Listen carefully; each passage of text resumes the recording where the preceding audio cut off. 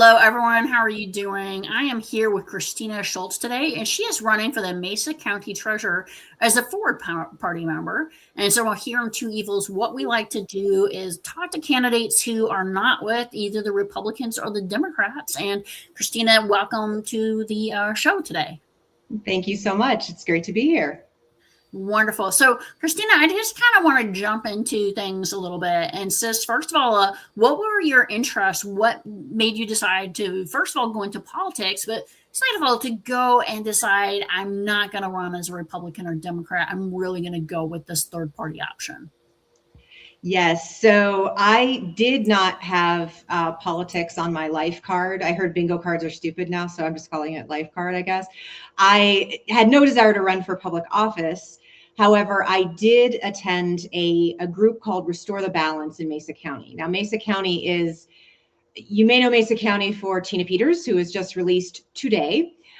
Election denier who messed with our election equipment, kind of embarrassed the county. And then we also are the birthplace of Lauren Boebert. So that was interesting. So this was an organization that was trying to restore the balance of politics. So it was Republicans and Democrats trying to cross party lines and come up with something better.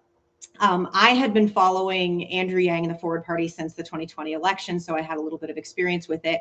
And I have a finance background. So at one of these events, I was approached by a member of the Forward Party who said, I hadn't thought of you. And I went, what? What do you want? What are you talking about? And she said, do you have any finance experience? And I said, well, I've been doing financial simulations for 18 years. I have an MBA. I used to audit government grants. I have revenue and expense. Yeah, I do. And she said, would you consider running for Mesa County Treasurer? And I had not. Now, this was back summer of last year. So I spent a long time talking to people, finding out more about the position. I met with she had just stepped down, but the treasurer who'd been there for a while. And I started realizing, yes, I do have the skills and experience to do this job, and I might actually like it. So when you are good at something and like something, it's an opportunity.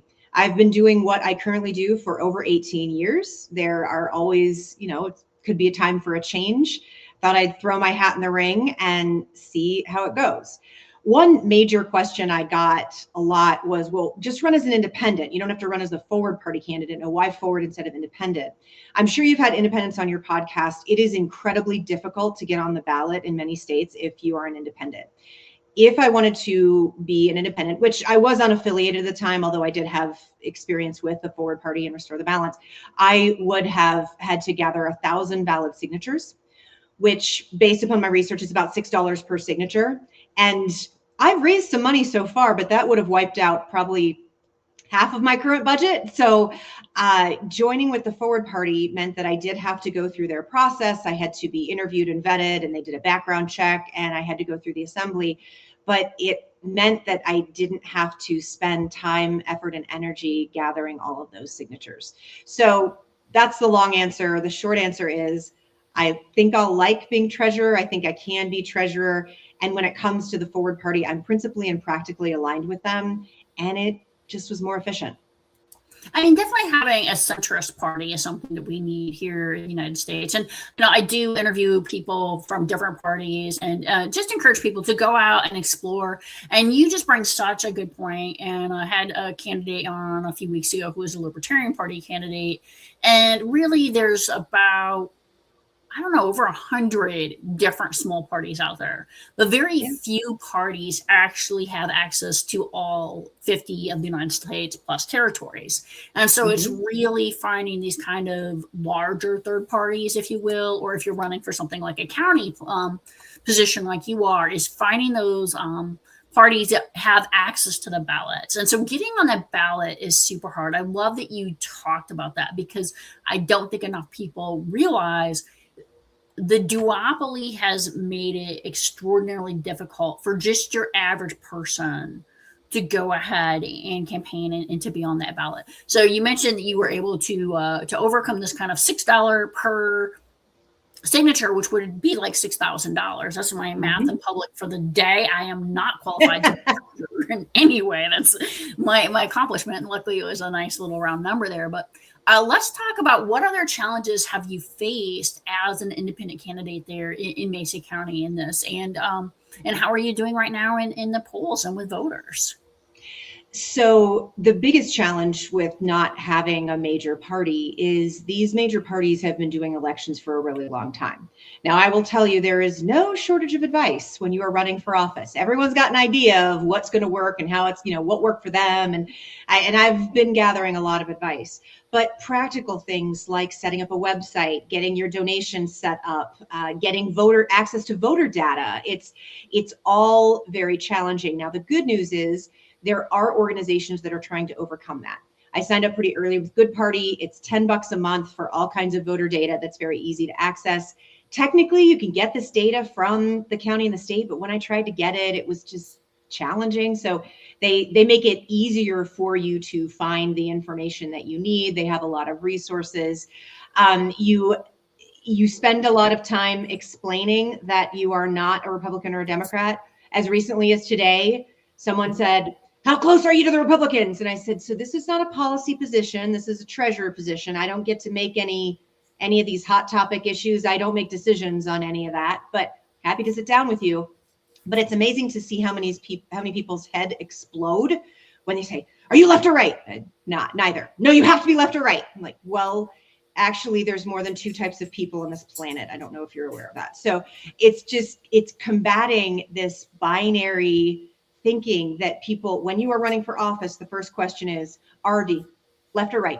What do you, and that it's really frustrating. It's hard to keep a non-angry face, shall we say, when you get asked this question over and over again, because it gets tiring answering it over and over again and trying to say, no, there are other options. I don't want to woman-splain you or anything, but it doesn't have to be this way. I mean, even in school, multiple choice was more than two options. We don't always have to go with true, false. So I think that has been the biggest challenge, is seeing people's head working when they're like, wait, you're not left, you're not, wait, I can't quite compute. Fortunately, with this position, I can fall back on this is not a policy position. You should not know any of my policies. I should protect, report, and grow county funds. That's it. It's what I do. I need to act as public trustee. I don't care if you are left, right, how you feel about guns, abortion, immigration, anything. You got to pay your taxes.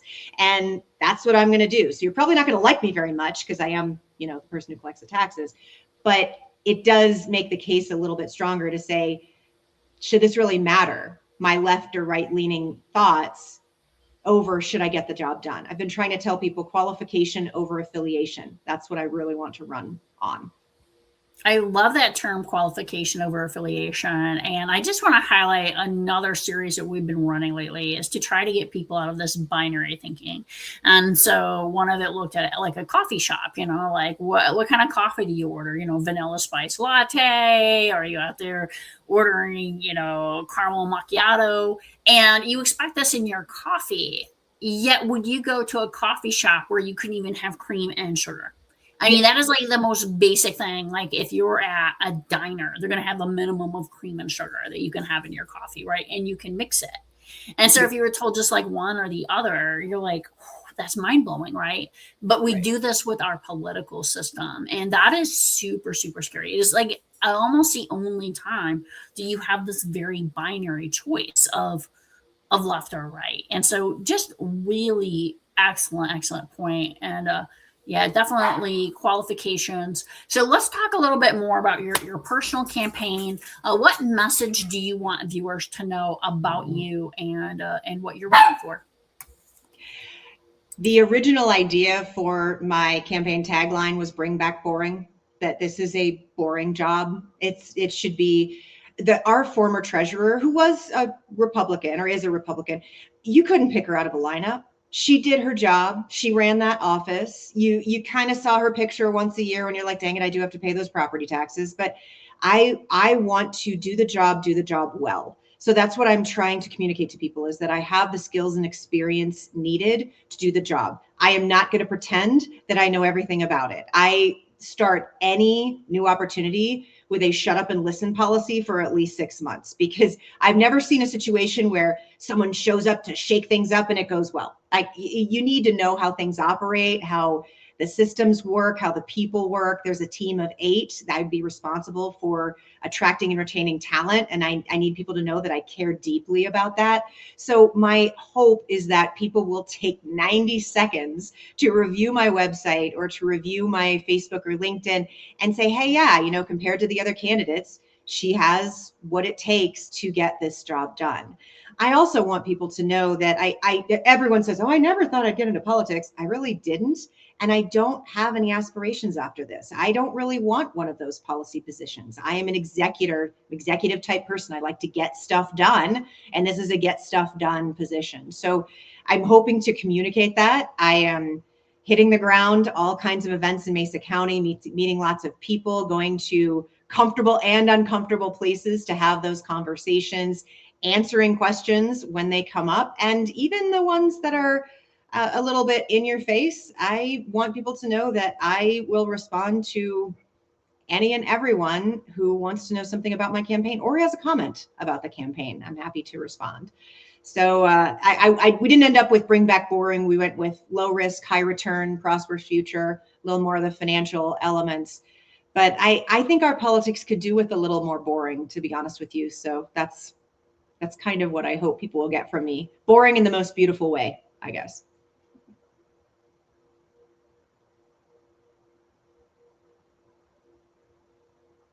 You caught me pulling up your website so that I could on here. And yeah, that's good. That's the transdisciplinary artist and performer. What? Right? So I was like, wait a minute, we need to make sure we get the right Christine. It's schultzfortreasurer.com. And don't forget the C. There was actually a Shultz for Treasurer SH, and he ran for treasurer in California. I think he won. So I wish he would take his website down so that I could have it. Yeah. Shultz for treasurer in Mesa. Yes. Here we go. Mesa I'm going to County. go ahead and put this link into our chat for anybody interested.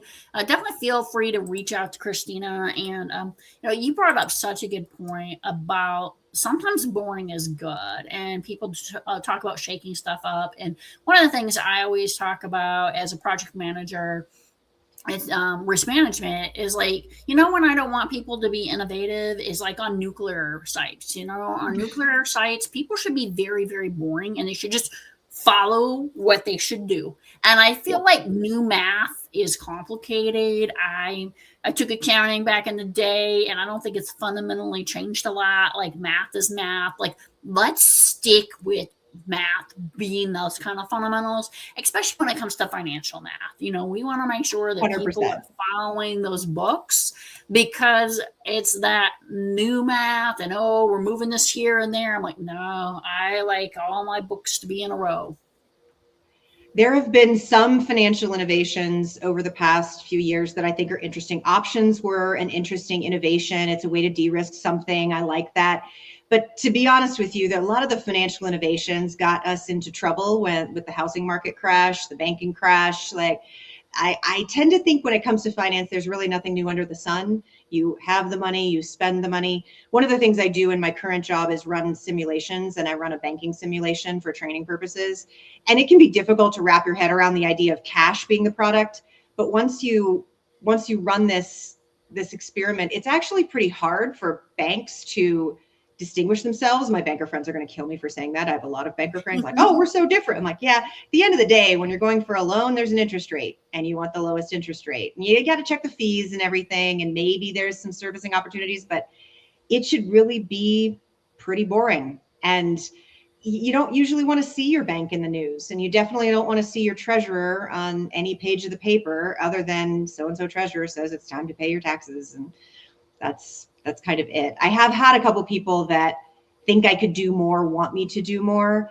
And I'm not completely opposed to that. Like, people have said, well, could you have financial training sessions for budgeting, you know, go to a high school? I'm like, yeah, I just do that because that's a good thing to do. But the responsibilities of treasurer are pretty codified, and they're pretty straightforward, and it needs to be done. It needs to be done well. You need to follow the law. By the way, that's a really big thing with the Forward Party, is following the law. Didn't realize a party had to say that out loud, but we do put it out there. And yeah, that's it. That's all. Get it done. And hopefully you don't hear from me again. bring boring back, follow the law. I'm really loving this campaign. Like this campaign, I'm certainly there. And Christine, this is flown by, and so we're gonna wrap it up. But before we call it a afternoon, any last things that you want to add? I would say one last thing to my potential voters and also to anyone who is running. I hope to be the candidate you vote for, not the lesser of 2, 3, 5 evils. I'm so tired of the lesser of 2 evils, like you said. So when I kicked off my campaign, I said, I want to earn your vote. I want you to choose me. I want to be the candidate you vote for. Because wouldn't that be refreshing to have someone you vote for instead of, okay. So that's my hope. And for anyone listening, if you have any questions or feedback and I can earn your vote or just earn your appreciation, I am open to doing that. Great. And if you want to learn more about the Ford Party, you can also get a hold of Christine or go to the Ford Party website. And one of the things I do want to encourage through this podcast is there are so many different parties out there. Do not settle for something that is not satisfying to you. Like I said, if you want the caramel macchiato, get the caramel macchiato. If I want a white mocha, I'm going to get a white mocha. Like, let's go out there and get our choice. You don't settle for that for your coffee. Let's not do this for your entire political belief system. Absolutely. Thank you so much. Thank you. Thanks, everybody. Have a great day.